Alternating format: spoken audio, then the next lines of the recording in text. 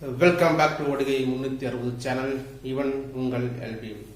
இன்னைக்கு வந்து களம் 2024 வியூகம் என்ற ஒரு டாபிக்ல வந்து நேற்று 2 days முன்னாடி நடந்த ஒரு பிரஸ் மீட் பத்தி நான் பார்க்க போறோம். தேமுதிகவோட பிரஸ் மீட். அந்நியர் பிரேமலதா அவர்கள் வந்து எவ்வாறு அந்த மாவட்ட செயற்குழுவை கையாண்டாங்க, அவங்க அளித்த பேட்டி என்ன, அதன் தொடர்ந்து அரசியல் வட்டாரத்தில் சூடை கிளப்பிய தேமுதிக டாபிக் தான் பார்க்க போறோம்.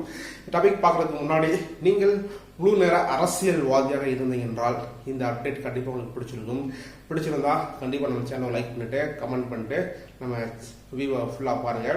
Okay fine. 2024 களம் எப்படி இருக்க போது, இன்னும் 2-3 மாசங்கள்ல பாத்தீங்கன்னா மக்களவை தேர்தலானது வரப்போகுது. அதனை முன்னிட்டு வந்து முதல் அடியாக ஒவ்வொரு கட்சிகளும் வந்து கூட்டணியை பத்தி பேசிக்கொண்டே இருக்கின்றார்கள். அந்த கூட்டணிக்கு பிள்ளையார் சொல்லி போடும் விதமாக 2 days முன்னாடி வந்து அந்நியார் அவர்கள் பேசின அந்த பேச்சானது மிக சிறப்பான ஒரு தாக்கத்தை ஏற்படுத்தி உள்ளது. என்னன்னு பாத்தீங்கன்னா பிப்ரவரி 7 அன்னைக்கு வந்து முதலில் கேப்டன் அவர்கள் இல்லாமல் ஒரு பொதுக்குழு செயற்குழுவை வந்து கூட்டி ஒரு மாவட்ட செயலாளர்களை ஒருங்கிணைத்து ஒரு டிஸ்கஷன் ஆனது போய்கொண்டிருந்தது. அந்த டிஸ்கஷன்ல 75 மாவட்ட உறுப்பினர்கள் செயலாளர்கள் வந்து கலந்து கொண்டார்கள். கரெக்டா 10 மணிக்கு ஸ்டார்ட் ஆகும் சொன்ன அந்த மீட்டிங் வந்து எனக்கு வழக்கம் போல தாமதமாக 10:30 தான் ஆரம்பிச்சாங்க.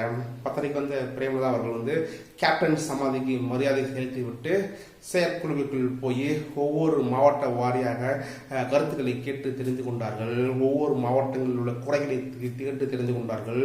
ஒவ்வொரு மாவட்டங்களில் உள்ள பிரச்சனைகளை கேட்டு தெரிந்து கொண்டார்கள். இதன் மூலமாக பெருவாரியாக மாவட்ட செயலாளர்கள் என்ன சொல்றாங்க பார்த்தீங்கன்னா, இந்த கூட்டணியை பற்றி அமைக்கணும் என்றால் 4 விதமான கூட்டணிகள் உள்ளது. 1 டிஎம்கே தலைமையில் கூட்டணி, 2 அதிமுக தலைமையில் கூட்டணி, 3வது பிஜேபி தலைமையில் கூட்டணி, 4வது தனித்து களம் காணுவது. இப்போது அனைத்து மாவட்ட செயலாளர்களும் ஒரு சேர தனித்து களம் காண வேண்டும். தேமுதிக கேப்டன் இல்லாமல் சந்திக்கக்கூடிய முதல் தேர்தல் இது, மிக உன்னதமான தேர்தல் இது. அதனால வந்து தனித்து களம் காண வேண்டும் என்று அனைவரும் வந்து வேண்டுகோள் விடுத்ததாக கூறப்படுகின்றது. அது மட்டும் தவிர்த்து இப்போது கூட்டணிக்குள் போக வேண்டும் என்ற சூழ்நிலை இருந்தால் அது தேமுதிகவோட உயர்மட்ட குழுக்கள் தான் கூடி முடிவெடுக்க வேண்டும். அந்த அதிகாரமானது பொதுச் செயலாளர் பிரேமலதா கையில் தான் இருக்குது என்று மாவட்ட செயலாளர் கூட்டத்தில் வந்து செய்திகள் வர தொடங்கியுள்ளன. அவ்வாறு கூட்டணி போக வேண்டும் என்றால் 3 வழிதான். 1 திமுக, அதிமுக, பிஜேபி. இந்த கூட்டணிகளில் தேமுதிகவுக்கு 14 மக்களவை சீட்டுகளும் 1 மாநிலவை சீட்டுகளும் கொடுத்தால் மட்டுமே தேமுதிக அங்கம் வைத்த கூட்டணியாக இது மாறும். இல்லை என்றால் அது தேமுதிக கூட்டணிக்குள் போகாது என்று ஒரு பகிரங்கமான ஒரு காட்டமான ஒரு பதிவானது மேற்கொள்ளப்பட்டுள்ளது. இது சாத்தியக்கூறா அப்படின்னு அலசி ஆராய போறோம். இது சாத்தியக்கூறுதான். 2014 பார்த்தீங்கன்னா கேப்டன் தலைமையில் வந்து பிஜேபி கூட்டணி வச்சாங்க. அதில் 14 சீட்டுகள் கேப்டனுக்கு ஒதுக்கப்பட்டது. ஒரு மக்களவை மாநிலங்கள் தொகுதியானது கொடுக்கலான்னு பேசினாங்க. பட் அன்பார்ச்சுனேட்லி வந்து அந்த 14 இடங்களில் வந்து கேப்டன் அவர்கள் ஜெயிக்க தவறிவிட்டார்.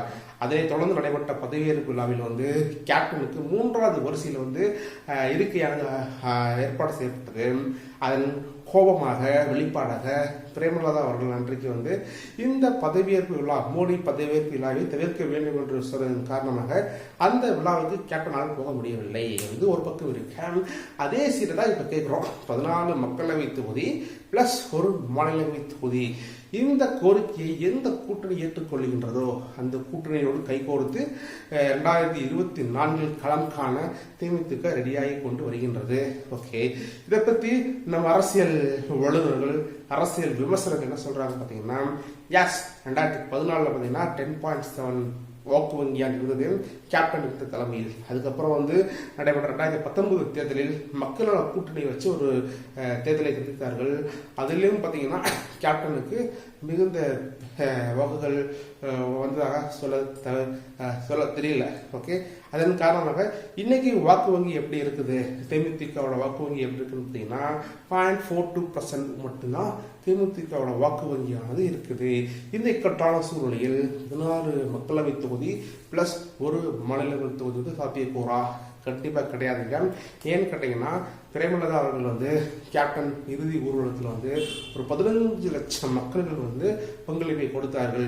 ஏடிஎம்கே ஆகட்டும், டிஎம்கே, தேமுதிக, விடுதலை சிறுத்தைகள் கட்சிகள், அனைத்து தரப்பட்ட மக்கள்கள் வந்து ஒரு சேர அந்த கேப்டன் இறுதி ஊர்வலத்தில் வந்து பங்கேற்றார்கள். அதே 15 லட்சம் மக்கள் வந்து தேமுதிகவை ஆதரவு தெரிவிப்பார்கள் என்றால் மிகையாகாது. இதெல்லாம் கருத்தில் கொண்டுதான் பிரேமலதா அவர்கள் வந்து 14+1 கேட்கிறாங்கன்னு சொல்ல வருது. பட் அப்படி கேட்டால் அது வந்து முட்டாள்தனமான ஒரு நிகழ்வாக கருதக்கூடும்.